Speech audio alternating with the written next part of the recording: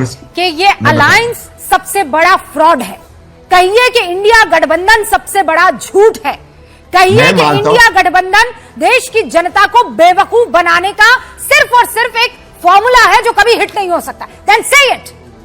नहीं, मुझे लगता है कि इंडिया अलायंस को अगर कोई समाप्त कर रहा है, वो आम आदमी पार्टी अपनी पॉलिटिक्स से समाप्त करने की कोशिश करे। अब आप मुझे देखिए, मैं आपको 10 सेकंड दीजिए। मैं आप पहले 10 सेकंड मेरी बात सुनिए पुणे वाला, इसलिए क्योंकि आप 0 पर हैं दिल्ली में। करेक्ट। अगर इंडिया गठबंधन को आपको स्ट्रांग करना था तो दिल्ली में जो स्ट्रांग पार्टी है उसको स्ट्रांग करते। आम आदमी पार्टी स्ट्रांग नहीं, आपका एम क्या है? आप क्या कहते हैं इंडिया गठबंधन का एम है कि मोदी को रोकना है? नहीं, गलत है। आप साथ खड़े हो जाते ना आम आदमी पार्टी। गलत है, ये गलत है। इसलिए मैं आपसे इत्तेफाक नहीं रखता हूं। मोदी जी को रोकना या भाजपा को रोकना ये कांग्रेस का एम नहीं हो सकता है। मैंने ये पब्लिकली भी ट्वीट किया। प्लीज मेरी बात, अगर यही एम होगा तो फिर कांग्रेस अपनी दुकान बंद करे और एनजीओ बन जाए। मैं कांग्रेस का वोटर हूं, मैं बहुत क्लियरली कह रहा हूं। अब आप देखिए महाराष्ट्र में क्या हो रहा है, वो चाचा भतीजा एक हो रहे, पहले से हो रहे। मैं आपको पहले से ये बात आपके शो पे मैंने बताई ये बात। प्लीज, कांग्रेस का एम होना चाहिए अपने आप को मजबूत करे जिससे देश मजबूत हो। कांग्रेस देश की पार्टी है। अगर कांग्रेस इस गलत फहमी में रहेगी कि सिर्फ भाजपा को रोकना है, ये नेगेटिव पॉलिटिक्स है। मैं बहुत क्लियर हूं इस बात में, मैं बहुत क्लियर हूं। आप चाहते हैं आप तो मजबूत हो जाए। मैं तो भोला इंसान हूं, मैं क्या चाह रहा हूं? पार्टी अगर मजबूत होना चाहती है तो आप उनको दगाबाज कहते हैं। आप चाहते हैं सब आपके आगे जो है आप हुक्मरानी करते रहें और सब आपके सामने गुलाम बनकर घूमते रहें। बिल्कुल नहीं, मैं भी आपको गलत साबित कर देता हूं। आरजेडी हो, समाजवादी पार्टी हो, आप चाहते हैं कि हमारा वो वर्चस्व जो कभी रहा होगा वो बरकरार रहे 99 सीटों पर। बिल्कुल विनम्रता से मैं आपको गलत साबित करता हूं। आपको अदब से एकदम सलाम ठोकते रहें। बिल्कुल नहीं, मैं बड़ी विनम्रता से आपको गलत साबित करूंगा। लास्ट लाइन, आम आदमी पार्टी हरियाणा में चुनाव लड़ी, किसने उनको दगाबाज नहीं किया, किसने इनको देशद्रोही नहीं कहा, किसने ने कहा इनको इंडिया अलायंस के बाहर जाना चाहिए। 5 सीटों में इन्होंने कांग्रेस का नुकसान किया, किसने उनको कोई गलत चीज नहीं की। लेकिन जब कांग्रेस कोशिश करती है अपने आप को मजबूत करने के लिए, कांग्रेस के लिए किन शब्दों का प्रयोग करती है? नमस्कार साथियों, मैं आपका दोस्त अशफाक अहमद और आप देख रहे हैं देशभक्त चैनल। ये अभी दिल्ली के जो चुनाव होने वाले हैं, तो चुनाव की घोषणा भी कल चुनाव आयोग ने कर दी और चुनाव आयोग की घोषणा के पहले से ही सरगर्मी चालू हो गई है। मोदी जी 2 रैलियां कर चुके हैं। कांग्रेस की तरफ से तो राहुल गांधी अभी बाहर हैं, विदेश में है और कोई बड़ा नेता अभी चुनाव में नहीं उतरा है, लेकिन तैयारियां तो सब पार्टियां कर रही हैं। और भाजपा की तरफ से तो आप देख ही रहे हैं। और आम आदमी पार्टी वो तो और पहले से ही अरविंद केजरीवाल जो है लगातार चुनाव प्रचार कर रहे हैं। तो दिल्ली के चुनाव बड़ा इंटरेस्टिंग हो गया है। अब देखिए, अभी जो चुनाव जितने भी अब देश में हो रहे हैं तो रेवड़ी की बात होती है। रेवड़ी की बात कैसे होती है? तो सबसे पहले आम आदमी पार्टी ने दिल्ली में किया था कि बिजली फ्री, पानी फ्री, तो मोहल्ला क्लिनिक, तो और भी अलग अलग तरीके से जो जनता को वादे किए जाते हैं, जो झुग्गियों के बदले में घर बनाने का वायदा किया था, तो वो तो आम आदमी पार्टी ने भी किया था और मोदी जी ने खुद किया था। 2015 में बोले थे, एक घर को उन्होंने दिखाया था कि उसका झुग्गी को पक्का घर बना दिया है और उसकी चाबी पकड़ा रहे थे और बता रहे थे कि 2022 तक दिल्ली में एक भी झुग्गी नहीं बचेगी। लेकिन उसके बाद से क्या हुआ, आज तक जो है मोदी जी ने एक घर भी बना के नहीं दिया है। तो इस तरीके से ये झांसे भी देते हैं और रेवड़ी तो खैर देते हैं, लेकिन दिक्कत यह है कि रेवड़ी आएगी कहां? क्योंकि सरकार के पास में जो पैसे होते हैं तो वो तो लिमिटेड होते हैं, जितना भी टैक्स कलेक्शन होता है। तो टैक्स कलेक्शन होता है, उस पैसे का उपयोग कैसे होना चाहिए? तो उपयोग इस तरीके से होना चाहिए कि भाई आज के डेट में जैसे जितना भी जो खर्चे हैं सरकारी, मतलब जैसे कि जो एम्प्लॉइज है उनका सैलरी, जो मिनिस्ट्रीज है उनका सैलरी, जो नेता लोग हैं जो चुनाव जीत के आए हुए हैं, जो एमएलए हैं, सांसद हैं, कारपोरेटर हैं, तो उनकी सैलरी, अब प्लस जब रिटायर हो जाते हैं वो, तो उनका पेंशन, तो ये सब भारी भरकम ये सब खर्चे होते हैं।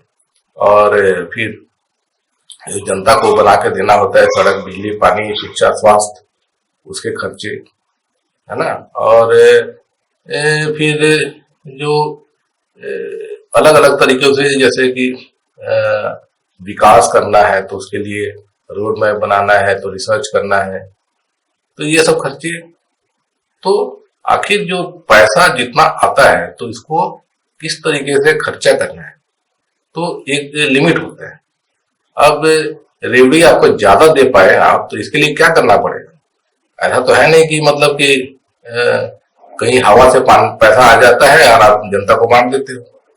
अब जैसे मोदी जी क्या कर रहे हैं पिछले 10 साल से, तो वो भी रेवड़ी बांट रहे हैं। पहले आए थे तो खैर झांसा दिए थे कि 15-15 लाख अकाउंट में आ जाएंगे, काला धन आ जाएगा, 2 करोड़ नौकरियां आ जाएंगी, किसानों की आय दुगनी हो जाएगी। ये सब तो कुछ भी नहीं हुआ। 100 स्मार्ट सिटी बन जाएगी, वो भी कुछ नहीं हुआ। लेकिन उसके बाद से, लेकिन अब चुनाव जीतना है तो हर चुनाव में कुछ ना कुछ रेवड़ी मोदी जी बांटते हैं।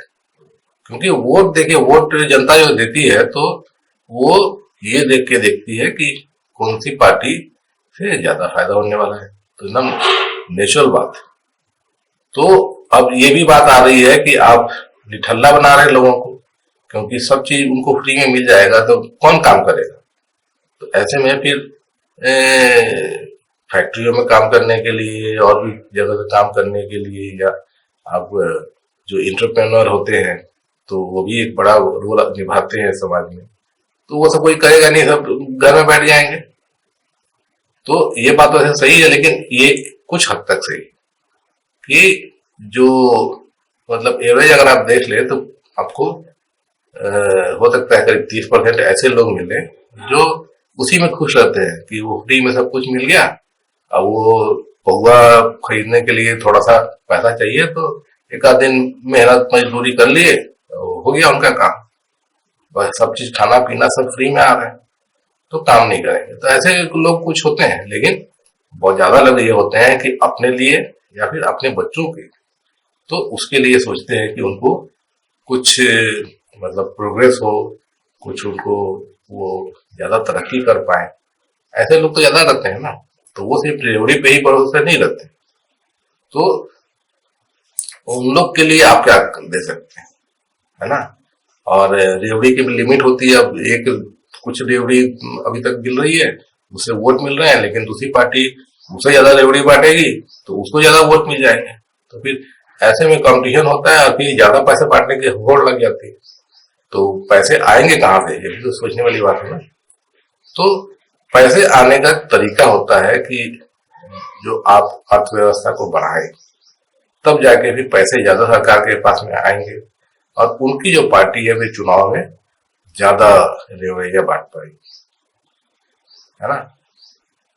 या फिर विपक्ष है तो विपक्ष अपना रेवड़ी ज्यादा बांटेगा, लेकिन कैसे बांटेगा, अगर सरकार में आएगा तो वो अपना रोड मैप बताएं कि कैसे अर्थव्यवस्था को बढ़ाएंगे। तो अर्थव्यवस्था को बढ़ाने का तरीका जो होता है तो कांग्रेस के पार्टी के पास में ही है, बाकी मोदी जी के पास में तो है नहीं। रेवड़ी बांटने के लिए क्या करते हैं, या तो फिर जीएसटी बढ़ा देंगे तो महंगाई बढ़ जाती है, या फिर विदेशों से कर्ज और ले लेते हैं मोदी जी। इसीलिए आप देखेंगे कि देश का कर्जा इतना ज्यादा बढ़ गया है मोदी जी की वजह से, और महंगाई भी क्यों बढ़ गया है तो मोदी जी की वजह से। तो ये चीज नहीं होना चाहिए। तो उसका तरीका वही है कि अर्थव्यवस्था को बढ़ाना है। तो मनमोहन सिंह की सरकार जब थी तो अर्थव्यवस्था कैसे बढ़ रही थी, जबरदस्त तरीके से बढ़ रही थी। अब कैसे बढ़ रही थी, तो विदेशों से निवेश आता था। उसके बाद में जो ये खुद भी मतलब देश के ही जो लोग थे, जो सेठ लोग, तो वो भी पैसा लगाते थे क्योंकि मुनाफे का सौदा होता था। तो और सरकार जो है वो पॉलिसी बनाती है। तो वो मनमोहन सिंह की सरकार में आपने देखा होगा कि बड़े बड़े पॉलिसी बने और बड़े बड़े मतलब इम्प्लीमेंट भी हुए। तो right to food, right to education, right to information, land reforms, और एक बड़ा काम हुआ था मनरेगा। तो मनरेगा इतना बड़ा स्कीम था, उसके लिए पैसे कहाँ से आते हैं। तो मनमोहन सिंह ने ऐसे इनिशिएटिव लिए थे कि अर्थव्यवस्था बढ़ रही थी, अर्थव्यवस्था बढ़ रही थी तो टैक्स भी सरकार के पास में आ रहे थे ज्यादा, और फिर सरकार ये ज्यादा पैसे से ये स्कीम चालू करी मनरेगा, है ना। और उसी वजह से 2009 के जो चुनाव हुए थे लोकसभा के, तो कांग्रेस को 2004 के मुकाबले ज्यादा वोट पड़े, है ना, तो ज्यादा वोट पड़े, ज्यादा सीटें मिली। तो ये होना चाहिए। बल्कि राहुल गांधी ने 2014 के हार के बाद में कहा था कि हमारे पास में जो इनिशिएटिव जो होना चाहिए वो 2014 के चुनाव के लिए नहीं था, इसलिए हारे। तो सही बोल रहे थे कि कांग्रेस 2014 के चुनाव के लिए अगर बड़ा कोई ऐसा इनिशिएटिव लेती जिससे कि ज्यादा लोगों को फायदा होता है, फिर वो मतलब अपने मैनिफेस्टो में भी दिखाते और फिर उनको वोट ज्यादा मिलती, तो वो चीज वहां पे दिखती है। दूसरी खैर ये भी है कि मिस इन्फॉर्मेशन, जो घोटाले की बात हुई थी कि 2G घोटाला, 3G घोटाला, कोयला घोटाला, लेकिन घोटाला कहीं नहीं मिला, है ना। वो तो सब हवाई बात थी कि भाई ये कोयला का जो आवंटन किया गया है तो उसका जो है राजस्व 100 करोड़ होना चाहिए, लेकिन वो कोयले को आवंटित कर दिया ऐसे 50 करोड़ का उनसे राजस्व लेके, तो इसीलिए 50 करोड़ का नुकसान हो गया। तो ये हवा की बात थी, हकीकत नहीं थी। हकीकत में वही था कि उससे ज्यादा राजस्व नहीं आ सकता है। तो ये सब जो झूठा प्रचार में कांग्रेस हार गई थी। सबसे बड़ा मुद्दा यही बनाया गया था घोटाले का। अब बल्कि 2014 के बाद से ही घोटाले चालू हुए ना। अभी एक तो सुप्रीम कोर्ट नहीं पकड़ा, जो इलेक्टोरल बॉन्ड वाला घोटाला था, वो तो बहुत बड़ा घोटाला है। अभी तक जो पीएम केयर्स फंड है तो उसके घोटाले का खुलासा नहीं हुआ है, उसका भी होना चाहिए। और उसके अलावा जितना भी घोटाले हो रहे हैं, जितने भी काम होते हैं हर जगह, मतलब इलेक्टोरल फंड का उसमें सुनवाई में समझ में आया कि ये चंदा दो और धंधा लो वाला सरकार है, और नहीं तो कोई भी मतलब बच नहीं सकता है। अगर जो बड़े सेठ लोग बिजनेस करना है इंडिया में तो चंदा देना ही है, और अगर चंदा नहीं देते हैं तो फिर हफ्ता वसूली के लिए ईडी, सीबीआई, आईटी बैठी हुई है। आप सुनते होंगे कि यहाँ पे रेट पड़ गया आईटी का, वहां रेट पड़ गया ईडी का, इसलिए क्योंकि वो चंदा नहीं दे रहे थे, तो हफ्ता वसूली के लिए आई थी ये उनकी टीम, ईडी की और आईटी की। तो ये सब ऐसे माहौल में फिर इन्वेस्टमेंट कैसे होगा, ग्रोथ कैसे होगा, अर्थव्यवस्था कैसे बढ़ेगी? नहीं बढ़ सकती है। और इसीलिए मोदी जी फंस गए हैं। असल वजह यही है। तो ये जो चुनाव होते हैं तो चुनाव में आप रेवड़ी बांटो, तो लेकिन रेवड़ी आएगी कहां से, ये भी देना पड़ेगा। अब बल्कि मैं तो कहता हूं कि मैनिफेस्टो में जब भी कोई रेवड़ी की बात करता है पार्टी, तो उसको एकदम ठोस एक ये भी देना पड़ेगा कि रेवड़ी आएगी कहां, है ना। बहुत जरूरी है। नहीं तो कुछ भी आप हवाई बात कर लो या फिर ऐसे कर दो कि वो जनता को ही भाग पड़ जाता है, महंगाई बढ़ जाएगी या देश पे उधारी बढ़ जाएगा, तो ये तो बहुत गलत है ना। आखिर कैसे ऐसे कैसे आप एक्सेप्ट कर लेंगे इस तरह की चीजें। तो ये चुनाव में जो प्रचार होता है, जो रेवड़ी बांटी जाती है, वो एक बात।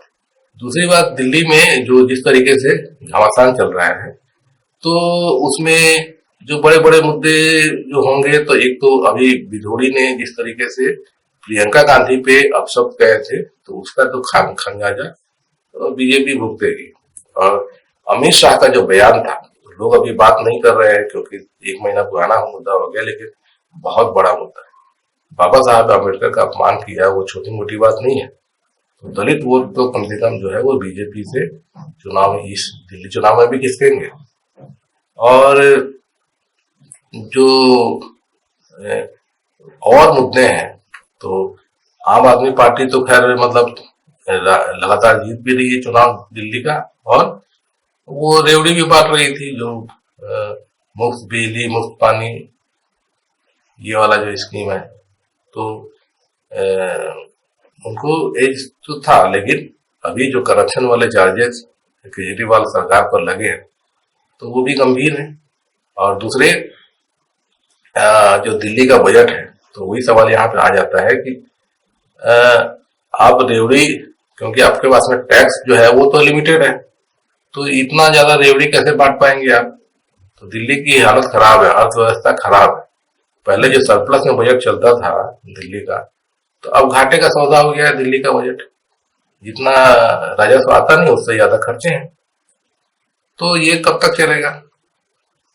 तो इसके लिए रोड मैप केजरीवाल जी के पास में नहीं है कि आप रेवेन्यू कैसे बढ़ाएंगे। तो शराब का कोशिश किए थे तो उसमें घोटाले वाला चक्कर आ गया है। उसके अलावा तो और कुछ मतलब राजस्व बढ़ाने का तरीका केजरीवाल जी के पास दिखता नहीं। और जहां तक कांग्रेस की बात है, तो कांग्रेस जो है हमेशा एक रोड मैप लेके चलती है कि विकास में अर्थव्यवस्था बढ़नी चाहिए, और वो अर्थव्यवस्था बढ़ेगी तो उसका फायदा जनता को देगी। तो ये तो कांग्रेस का ये है। बाकी चुनाव हार जाती है तो वो तो अलग अलग कारणों से हार जाती है, और दिल्ली में लगातार हार रही है, उसका वोट शेयर कम हो गया। वो सब जो वोट कांग्रेस का आम आदमी पार्टी को चला गया। और अभी जो और भी मुद्दे चल रहे हैं कि कांग्रेस और आम आदमी पार्टी अलग क्यों हो गई, इंडिया गठबंधन की थी, तो सीधी बात है कि लोकसभा चुनाव जो था 2024 का, तो उसके लिए गठबंधन बना है कि मोदी जी जो है जिस तरीके से काम कर रहे हैं, संविधान को खत्म करने की कोशिश कर रहे हैं, तो उसके खिलाफ गठबंधन बना, तो उसमें आई थी पार्टियां। तो वो एक मुद्दा है। बाकी जो राज्य का चुनाव होता है तो उसमें तो अपना हर पार्टी किसके साथ में जाएगी नहीं जाएगी वो अलग मुद्दा है। तो लोकसभा के चुनाव के अलग मुद्दे होते हैं और ये राज्य के चुनाव के अलग मुद्दे होते हैं। तो ये बात, तो इस पे जनता भी समझती है, इतनी जनता बेवकूफ नहीं होती है। तो ये सब चीजें हैं। अब देखिए चुनाव जो है अब होगा तो उसमें कौन भारी पड़ता है और कौन हारने वाला है।